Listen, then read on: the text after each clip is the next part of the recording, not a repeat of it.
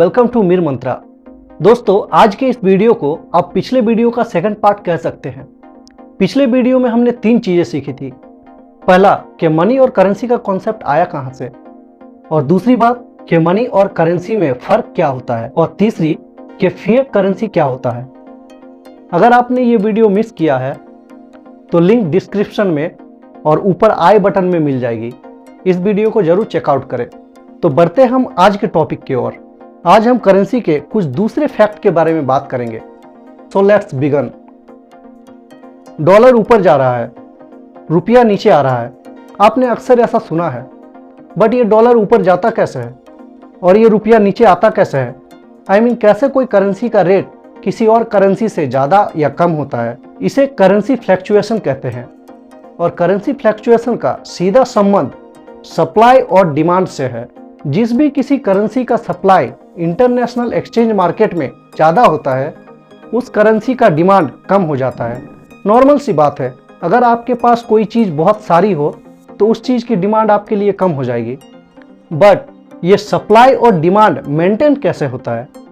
I mean कैसे exchange market में किसी करेंसी की सप्लाई बढ़ जाती है या कैसे किसी करेंसी की सप्लाई घट जाती है? आपने देखा होगा कि किसी साल आम के सीज़न में आम का रेट बहुत ज़्यादा होता है और किसी साल आम का रेट बहुत कम होता है।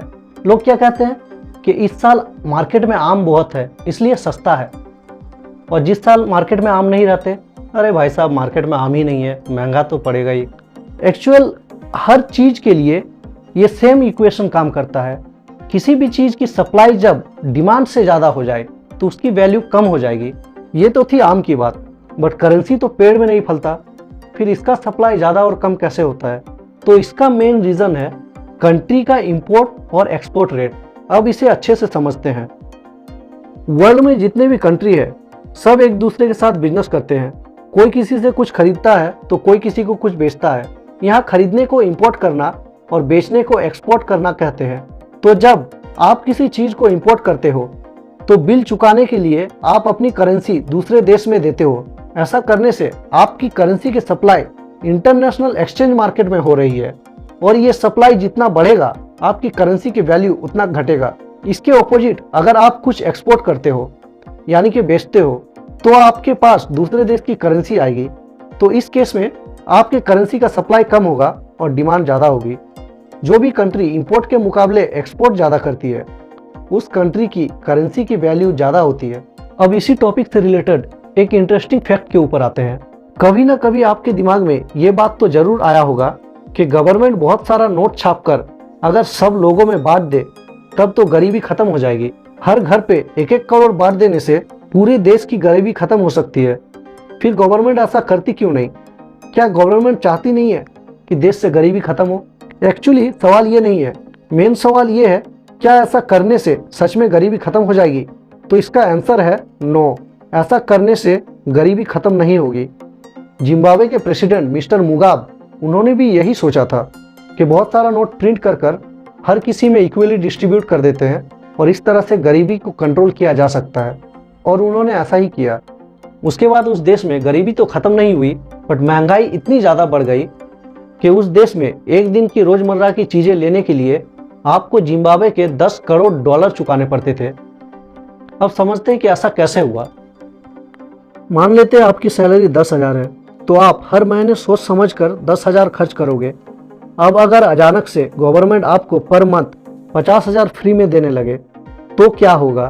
तो होगा ये कि अब आप सोच समझकर खर्च नहीं करोगे। आप अगर साल में एक बार शॉपिंग करते थे तो अब आप महीने में 2 बार करोगे।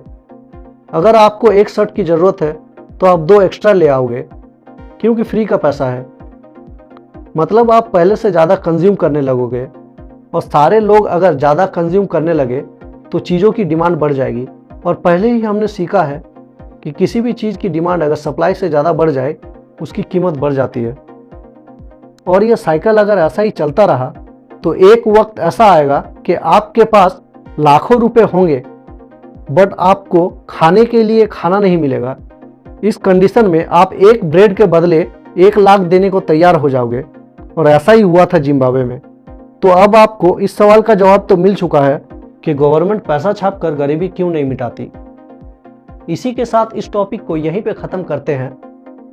और ये वीडियो बनाने में मुझे काफ़ी मेहनत लगी है, तो एक लाइक ज़रूर करके जाना।